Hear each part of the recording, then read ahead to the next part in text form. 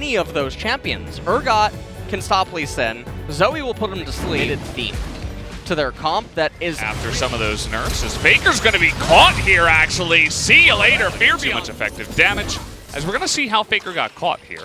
So they see Faker going for the honey fruit. He's feeling a little bit hungry. He ends up getting before the game. Put to sleep. And honestly, I mean, Keen just casting the ultimate very early. Fear Beyond Death put Faker into the grinder. He's here right now with his Sheen. And it seems like we have a rotation for the Herald, but this can get very, very scary. Efforts here as well, though. Yeah, trying to get this 4v3 going, and he is on vision. Trying to poke the eye here. It's going to go down to 72, and just trying to steal that was a bit of a push bot. And they might actually get a decent engage here. Effort doesn't have flash right now. He's going to get knocked up. Yeah. Stopwatch will save him for just a small moment in time, but he gets sniped by Aphelios out of all people as Cuz tries to kick to keep this one going. A decent amount of burst damage onto Spirit. But there we go. We got the trouble bubble onto the Ezreal, who has nothing. He's going to get bursted down immediately. And how about another kill to the Aphelios? Let's add on to the first. He will have access to the CDR. Oh, man. Effort having to flash away. And he still might be in trouble. Has to blow his own ult to get out of harm's way. And I don't think that... Oh, no. Okay, now we got Lee Sin, who got slept up. And there it is, the pick and the burst that they have. Blue side Lee Sin, you can... I wish I could draw on the minimap right now. You can utilize much more of the jungle. Oh, boy. Here we go. Fear Beyond Death. They're just... chomping him down from such everything is going to be A-okay. And again, Mystic, yes, Twitch enabled. It's going to be an easy take. And already, that's going to come into effect for the potential fight that's going to break out here. T1 really want to take a fight I don't know what T1 are hoping to achieve here. They're desperate for a fight, but look at this. Trying to fight front to back, but Kana's got a pretty decent angle here. Ben does have to get away as... Oh, like that. Okay. He is going to have to flash the wall just to get away, and just barely not. Like, you can AoE. And yeah. Oh, no. Yeah. Okay.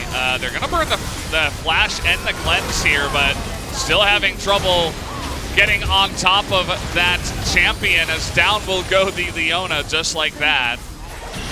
The follow-up there was pretty intense. It was 4v5, by the way, as they're able to pull that off. And now Kana... in a bit of trouble. Fear Beyond Death is going to be flashed. But Keen's still full health, and they have GLP. Oh man. Gone. He's dead. See ya. So unrealistic. And I love the unironic comments that sometimes get made where people will say that the players aren't robots. You're damn right they're not robots, which is why T1 can't find an opening. All right, well, that's going to go the way of Afrika, and they pick up the Mountain Soul. Cuz desperately trying to get onto Mystic. He survives for so long. How is he not dead? Finally, 1,000 gold is going to go the way of Kana, but it just doesn't matter. All of Aphelios' friends are there to back him up. They're going to beat up the bullies and try to take him down, as Teddy is okay.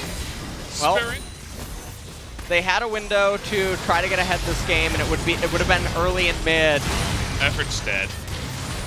All of Teddy's poke is negated.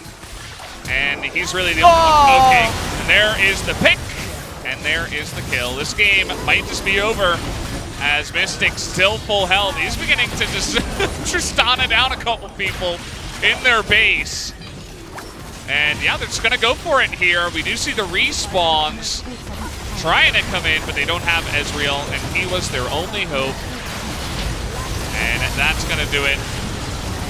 Mystic just going to take down yet another kill.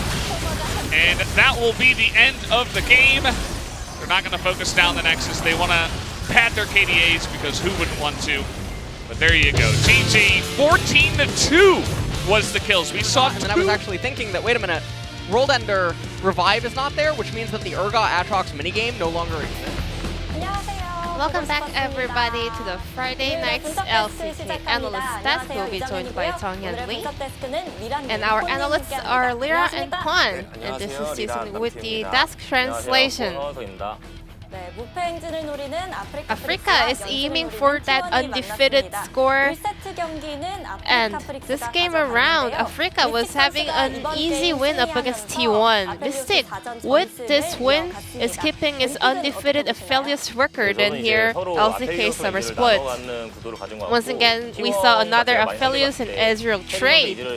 And Pawn, based on his experience, it's really hard to play into Tennis Ezreal. So with his Karma Ezreal comp, they're having a lot of pressure in mid and bot, and they were trying to kind of boost Ezreal for the late game. Africa got most of the blind picks in all of the lanes. And looking at their comp, there were a lot of poke abilities like Zoe's Sleepy Trouble Bubble, Needless Spear, so they can just burst down one opponent and pick every kill they want to make. Let's take a look at some of the highlights. So Nidalee was the one that started the Herald, but T1 managed to finish it and pick up the eye. So with this vision, well, the supporters were putting a lot of effort to kind of get their vision to kind of add more power for that Herald try. So based on that vision, T1 kind of can tell that Africa was rotating for that Herald try. But Africa, they were trying to make an attempt that they were kind of acting as if they were going for the Herald, but with that ward behind the Dragon's Pit, they had all the idea and information. So Africa, they were trying to min-max all the profits they can make. They actually missed out that there was a ward behind Dragon's Pit. So, well, as soon as they realized that the Africa Patios were going back to their lane, Effort was just simply was able to just join their remaining teammates trying that Herald. Spirit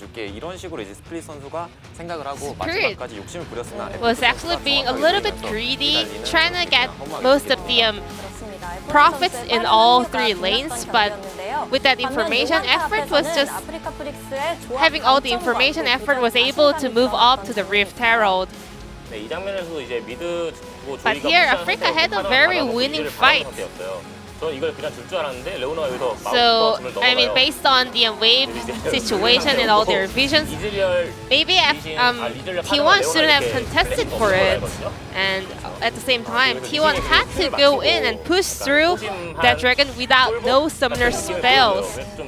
So which was a very risky try. So plan A should have been just letting Africa take the dragon, and maybe they had to focus on the wave situation, but they were going in for the dragon with all the pressure about the objective control. And in addition to that, Cuz was a little bit indecisive for that dragon try. So that was a very not ideal, risky attempt coming from T1, so maybe they should have chosen for a different option. Then let's check out the player of the game on the side of Africa Freaks. Pawn thinks that Fly would get it, but it was Ben on the Nautilus. He was the main initiator, engaging all the teamfight in the front line. So as Pawn is a mid laner, he thought it will be Ben or Fly, but indeed Ben was really outstanding on his performance in game number 1. Because had a lot of isolated that throughout the game, and also he got picked up a lot because of the power and the synergy of Africa's CC chain. And as Pawn mentioned, Fly also picked up a lot of votes here, but with the casting votes, Ben secured his POG point here. And we can tell that both mid laner and the support was doing a lot of work in this game. And let's check out whether Africa can get another win of the split, staying undefeated, or whether T1 can turn the tide around and even out the series. I'll pass it back to our casters. Thank you.